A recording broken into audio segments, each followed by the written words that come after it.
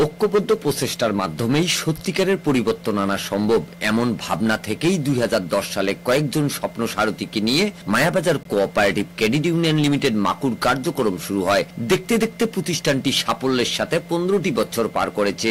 19 October রবিবার রাতে Makur office কার্যালয়ে 15তম প্রতিষ্ঠা বার্ষিকী উপলক্ষে দোয়া মাহফিল এবং প্রতিষ্ঠানের প্রতিষ্ঠাতা চেয়ারম্যান প্রধান নির্বাহী আলিমুল রেজ্জা খান জুয়েল, রংপুর বিভাগীয় শ্রেষ্ঠ সমবায়ী এবং প্রতিষ্ঠানটির শ্রেষ্ঠ সমবায় সমিতি নির্বাচিত হওয়ায় সংবর্ধনা অনুষ্ঠান অনুষ্ঠিত হয়েছে।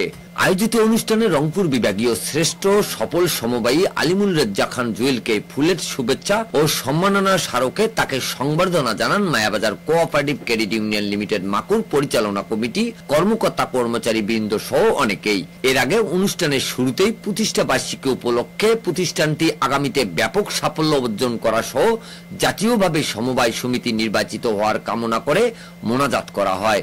মাকুর উপদেষ্টা ও পৌর বিএনপির সিনিয়র সহসভাপতি সাইফুল ইসলাম মানিকের সভাপতিত্বে আয়োজিত প্রতিষ্ঠা বার্ষিকী ও সংবর্ধনা অনুষ্ঠানে প্রধান অতিথি হিসেবে উপস্থিত ছিলেন মাকুর প্রতিষ্ঠাতা চেয়ারম্যান ও প্রধান নির্বাহী আলিমুল রেজ্জা খান জুয়েল।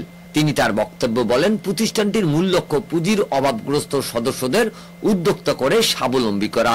প্রতিষ্ঠানটি শুধু ঋণ দেয় না, অর্থের সঠিক ব্যবহারের পরামর্শে সদস্যরা ব্যবসা পরিচালনা করে স্বাবলম্বী হওয়া।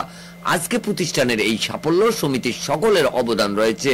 অনুষ্ঠানে আরো বক্তব্য রাখেন উপজেলা শিক্ষা কোঅপারেটিভের চেয়ারম্যান হুমায়ুন কবির তারা, সম্পাদক রেজাউল করিম, পৌর বিএনপির সাবেক যুগ্ম আহ্বায়ক রফিকুল ইসলাম, পৌর বিএনপির সাংগঠনিক সম্পাদক হারুনুর রশিদ সমাপ্তি, জেলা ছাত্র দলের সদস্য সচিব আফতাবুজ্জামান সুজন, পৌর ছাত্র দলের আহ্বায়ক মেহেদি ফয়সাল ফরিদ, পৌর স্বেচ্ছাসেবক দলের সদস্য সচিব আশিকুর রহমান চৌধুরী, এনসিপির উপজেলা সমন্বয়কারী সদস্য রুবাইদ কবির সহ আরো অনেকে। Mizanur Rahman, DRS news.